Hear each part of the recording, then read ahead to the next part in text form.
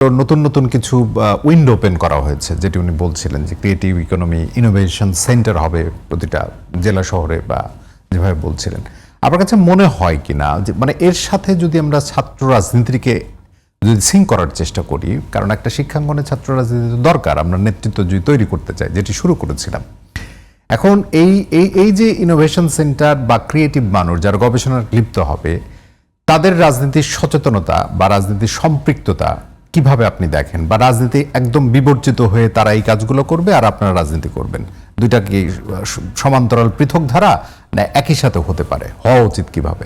আপনি যে প্রশ্নটি করেছেন এটি কম্বাইন্ডলি হতে পারে। ওরা রাজনীতি করবে না আমরা করবো, ব্যাপারটা এমন না।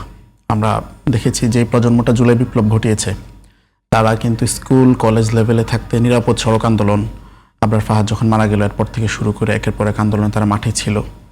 আবার একই সাথে তারা রাজনীতি করে না, কিন্তু প্রচণ্ড রাজনীতি সচেতন। তো এরকম এই একটা প্রজন্ম আমরা আমাদের চোখের সামনে দেখলাম যারা একটা বিপ্লবের সামনে সারিতে থেকেছে। বাজেট নিয়ে তো অনেক কথাই হচ্ছে। শিক্ষা খাতে বাজেট সবসময় কম থাকে বা এটা নিয়ে অনেক বেশি প্রশ্ন থাকে, অনেক অবহেলিত থাকে। সরকার যে উদ্যোগটা নিয়েছে যদি বাস্তবায়ন করতে পারে তাহলে আশা করি এটা একটা ভালো বিষয় হবে, প্রশংসনীয় বিষয় হবে।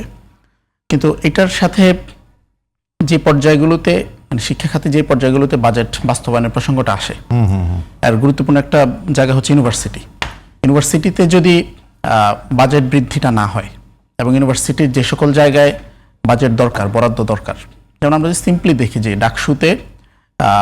ডাকসু হলের সিট নীতিমালা নিয়ে বিশ্ববিদ্যালয় প্রশাসনের সাথে বারবার বসছে, কিন্তু বিশ্ববিদ্যালয় প্রশাসন এইটার ক্ষেত্রে কোনো ফিক্সড ইয়েতে আসতে পারছে না। তারপর আমরা দেখব যে ডাকসু অনেকগুলো উন্নয়ন কর্মকাণ্ডের বাজেট ইউজিসি থেকে পাশ করে এনেছে, কিন্তু বিশ্ববিদ্যালয় প্রশাসন যেটা অলমোস্ট বিএনপি প্রশাসন, সেটা তারা সেই কাজগুলোকে আটকে দিচ্ছে।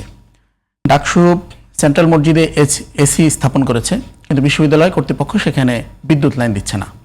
এখন বাজেটের ক্ষেত্রে যদি এরকম জিনিসই হয়, এটা বাজেট 47% বেশি হোক বা কম হোক, যে বিএনপি প্রশাসন, আমি বলছি যে শিক্ষার্থী তো সবারই, ধরেন ছাত্র শিবির যারা আছে, ছাত্র দল যারা আছে, সবাই তো শিক্ষার্থী বিশ্ববিদ্যালয়ের।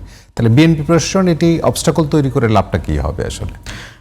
এই ডাকসুতে শিবির যে ভূমিধস বিজয় পেয়েছে, শিবিরের ডাকসু তো ছাত্র দল থাকে। হ্যাঁ, এটা ডাকসু কমন প্ল্যাটফর্ম, কিন্তু ডাকসুতে যেহেতু শিবিরের আধিক্য, এই ডাকসু কাজ করলে এই ডাকসুকে ব্যর্থ করে দেওয়া, এটাকে নন ফাংশনাল করে দেওয়া, ডিসফাংশনাল করে দেওয়া, এটা একটা লক্ষ্য হতে পারে।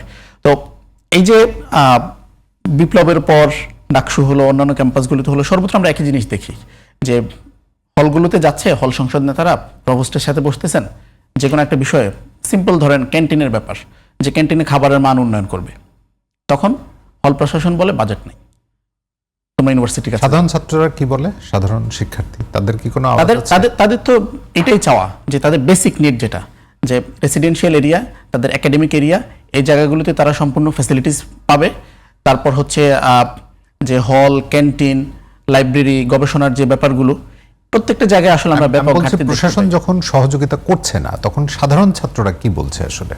সাধারণ ছাত্ররা এটাকে ভালোভাবে নিচ্ছে। ধরেন ডাকসু একটা দলের হয়তো সেখান থেকে জয়লাভ করেছে, কিন্তু সাধারণ শিক্ষার্থীরা কোনো কথা, সাধারণ শিক্ষার্থীরা এই ব্যাপারটাকে খুবই নেগেটিভলি নিচ্ছে। কারণ এখনকার সময় তো আসলে কোনো কিছু আর গোপন থাকে না। আমরা প্রত্যেকটা জায়গায় প্রশাসনের সাথে বসার পর আমরা সেটা আবার শিক্ষার্থীদের সামনে উপস্থাপন করছি, মিডিয়ার সামনে উপস্থাপন করছি। প্রত্যেকদিন ফলো আপ মিটিং হচ্ছে, ফলো আপ বিস্তারিত জানানো হচ্ছে, কিন্তু একই রকম ঘটনা বারংবার রিপিট হচ্ছে। এই ব্যাপারটাই হতাশাজনক। সেই জায়গা থেকে শিক্ষা খাতে বাজেট বরাদ্দ বেশি হলেও এটা আদতে কতটুকু এক্সিকিউট হবে, এটা নিয়ে যথেষ্ট সন্দেহের সুযোগ আছে।